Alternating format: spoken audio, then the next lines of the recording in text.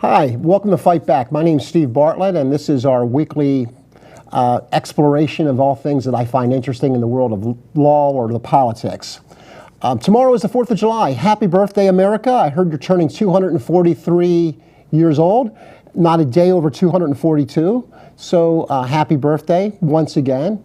Tomorrow's the 4th of July, and there's going to be lots of fireworks and hot dogs and everything like that. But the one thing I like to do on the 4th of July is I like to read the Declaration of Independence, one of the most important documents written in the last 1,000 years.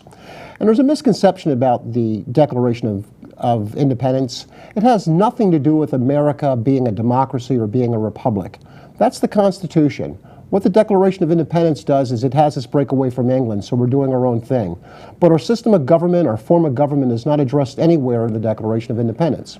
What the Declaration of Independence does is it secures our rights. It sets up a purpose of government, not a type of government. It says the purpose of government is to protect these rights that we have from nature, or also called God-given rights, and that a government ceases to be legitimate when it stops protecting those rights. And so we fought a revolution not because we wanted to be a republic or a democracy, but because the king violated his duty under natural law to protect the rights of his citizens living here in the American colonies. And that was the legal justification. That's Jefferson's brilliance in that, but it doesn't say anything about the type of government.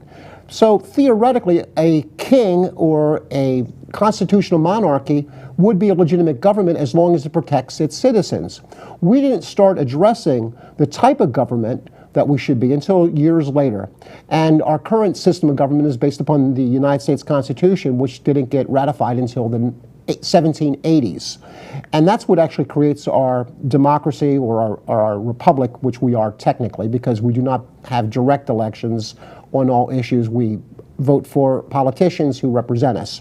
But anyway, that was the preferred type of government. Alexander Hamilton wanted us to be a monarchy like England. But when they asked what kind of country would you like our country to be, Benjamin Franklin famously said, a republic if we can keep it. So that's what the purpose of the Constitution is, unlike the Declaration of Independence. The purpose of the Constitution is to actually create a form of government, to create a working government, which is based upon separation of powers, checks and balances, federalism, and a co-equal branches of government. That's what our Constitution is actually based on. That's what our democratic republic is created in the Constitution, not the Declaration of Independence. However, right now, this republic is under siege. Our republic is in great jeopardy due to circumstances that our founding fathers never would have thought about. The two biggest culprits of why our government is under siege, one is money.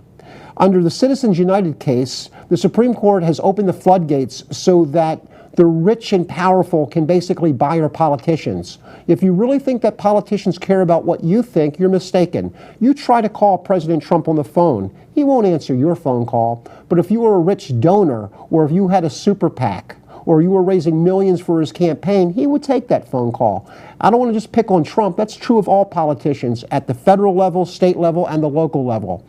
Citizens United has corrupted our democracy, has corrupted our republic by creating too much of an incentive for our leaders to suck up to those who have big bucks, and they are basically owning our country.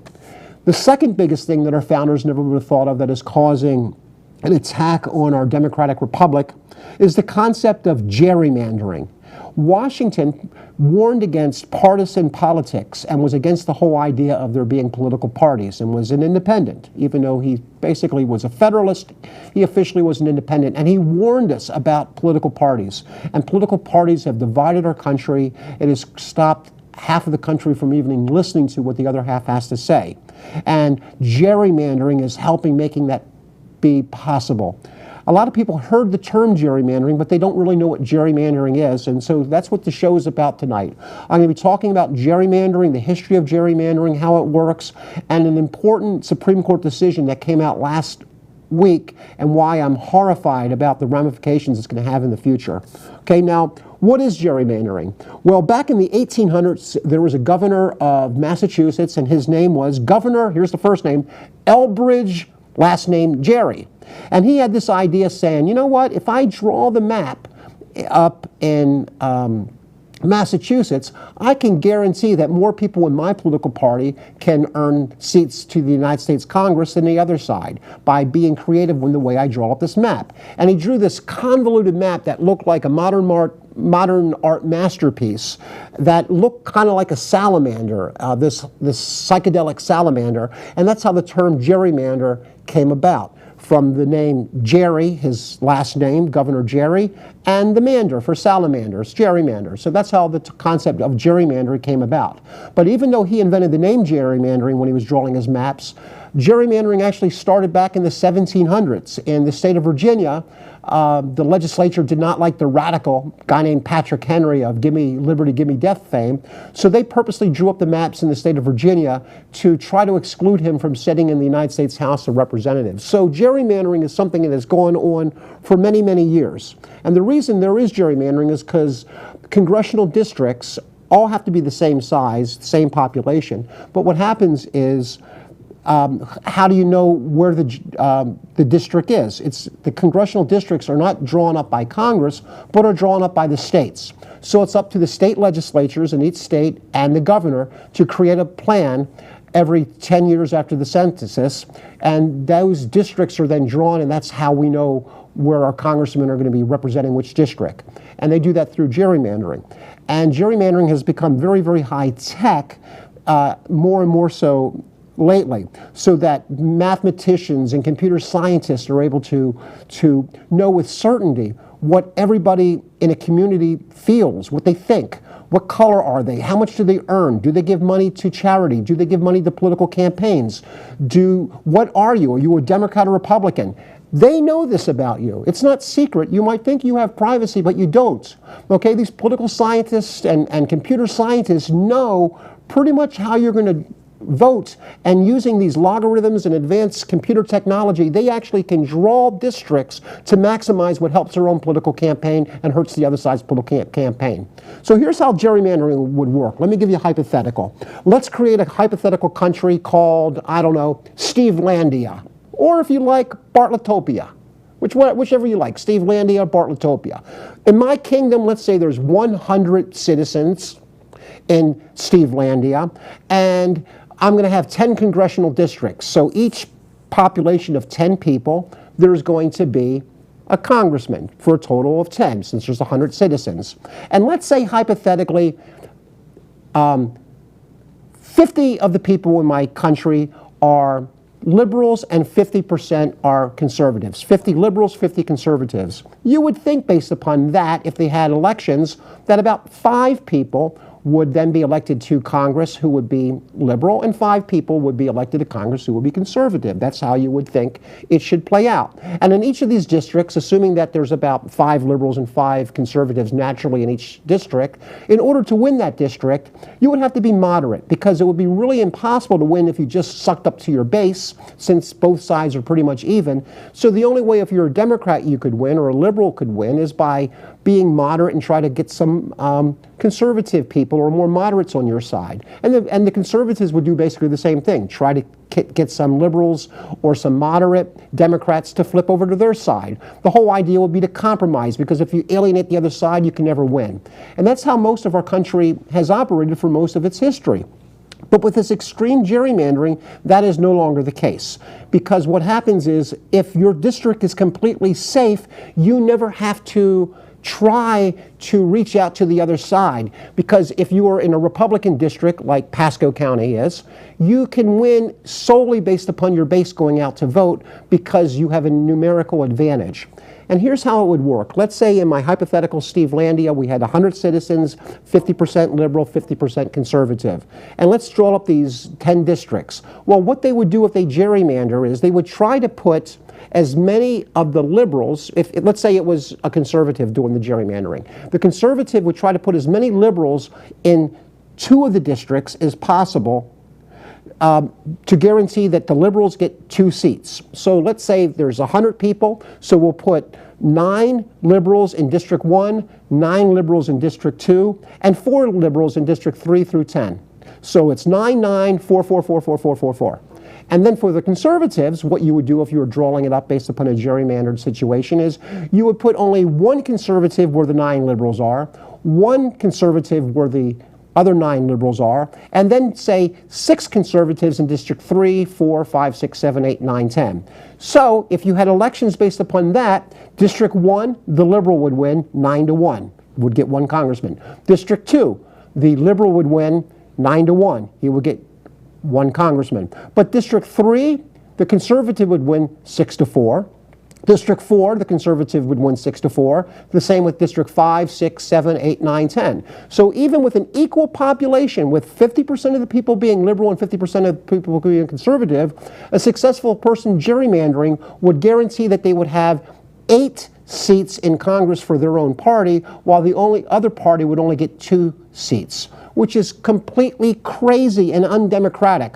But they are spending millions of dollars right now on technology in order to do this. This is what's going on every day. Okay? Now, the only way you can actually gerrymander is if you have control of the legislature in your state and also the governorship in your state in order to successfully gerrymander.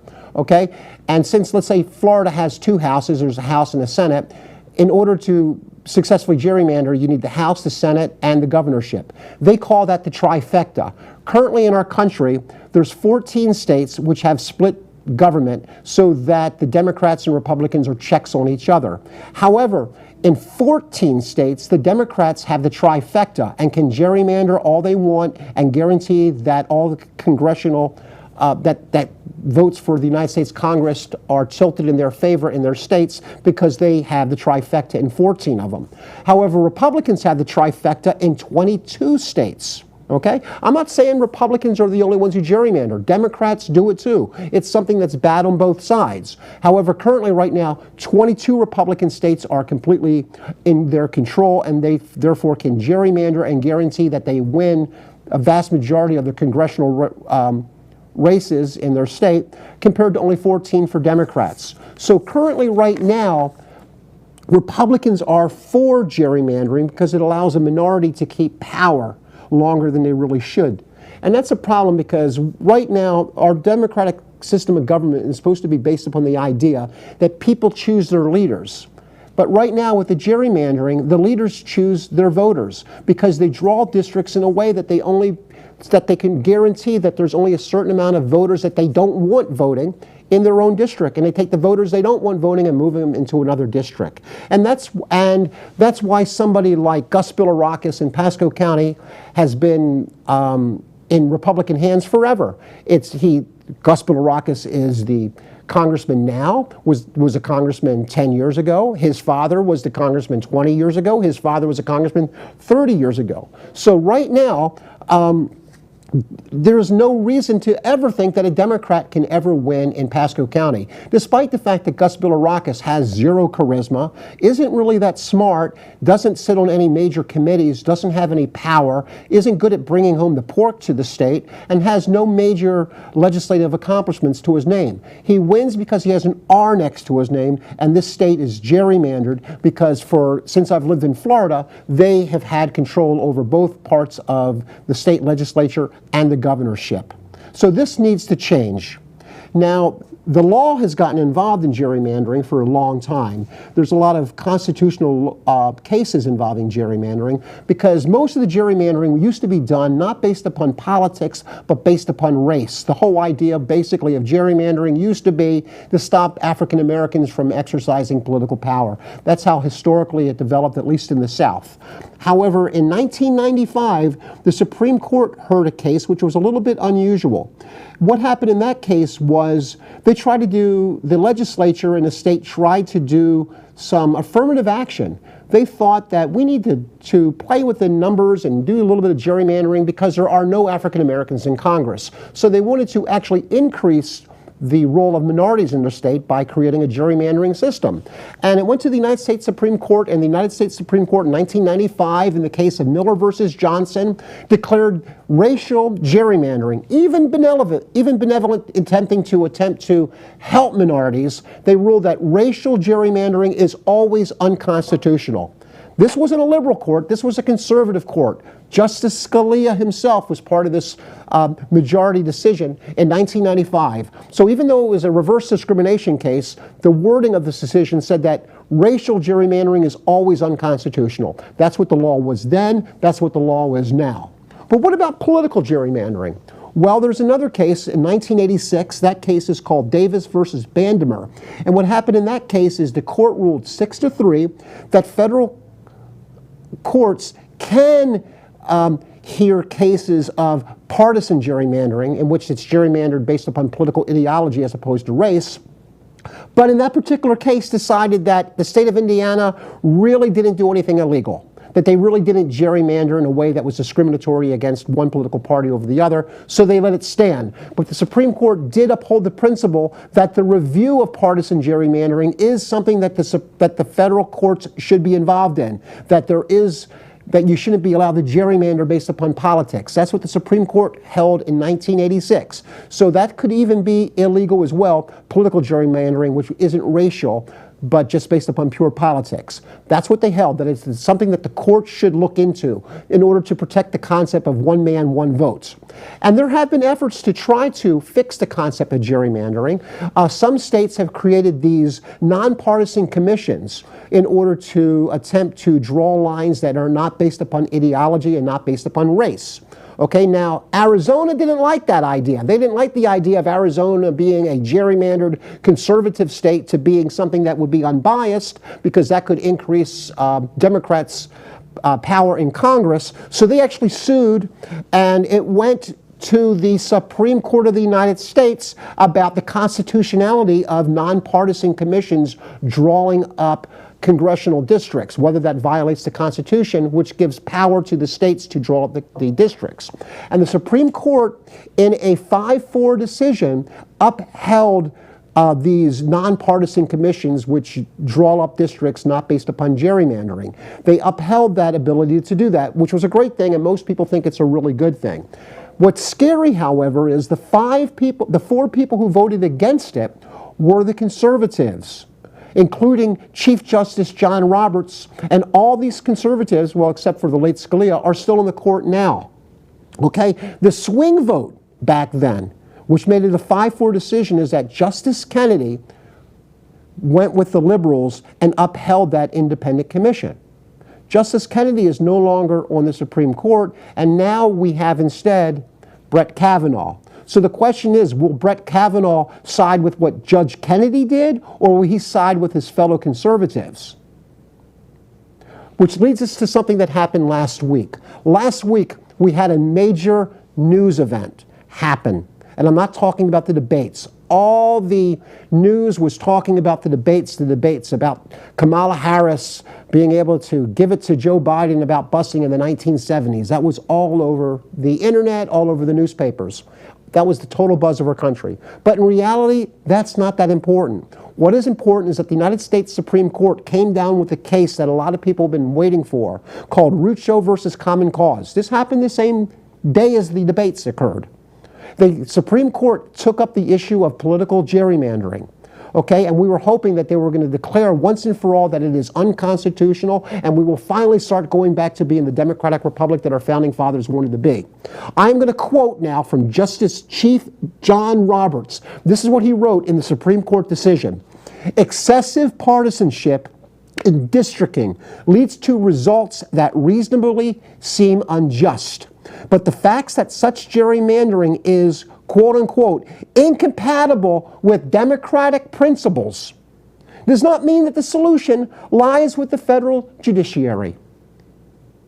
So therefore, he ruled that the states can do whatever they want, that the federal court system, that judges, that the United States Supreme Court, despite the fact that it is incompatible with democratic principles and unjust, that the Supreme Court will do nothing about it, because they conclude that, Roberts said, partisan gerrymandering claims present political questions beyond the reach of the federal courts, and therefore there's no license for the federal judiciary to allocate political power. They said it's a political issue, so even though it's unjust, even though it's not democratic, we are not going to get involved. The states can do whatever they want.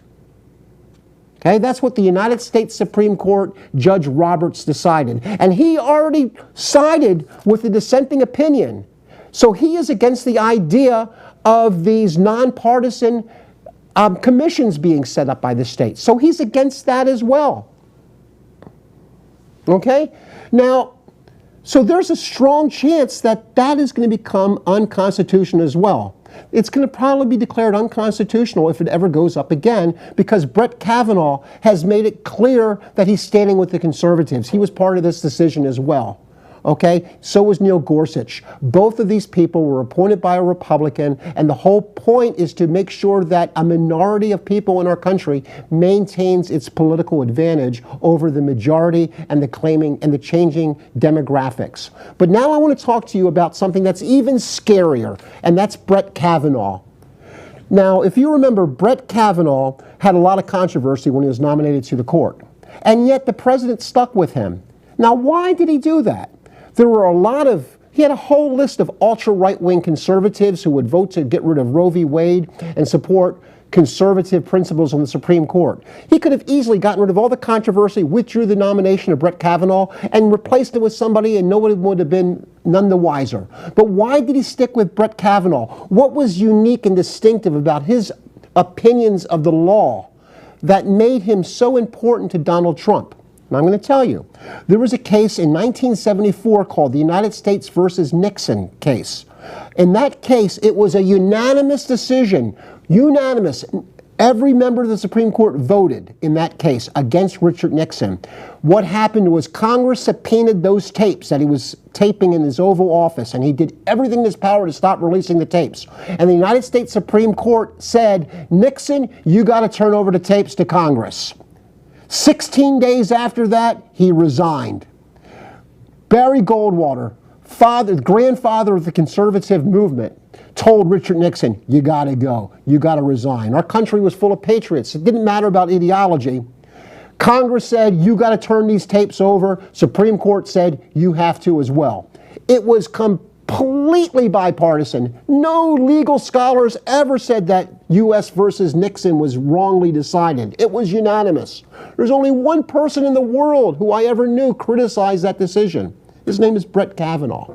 Brett Kavanaugh wrote a law review article, I believe it was a law review article, or it might have just been a scholarly article, criticizing that, saying it was decided wrong. He believes that Nixon did not have to turn over the tapes to Congress. That's what Brett Kavanaugh believed. He did not believe that Nixon should have been removed from office, that Nixon should have been able to remain to be president of the United States despite his corruption. Do you think that's the reason why Trump wanted him to be on the Supreme Court? Currently, right now, tax returns are being subpoenaed by Congress of the president. Witnesses have been subpoenaed to testify about alleged interference by the Russians and possible collusion with the president's campaign, okay?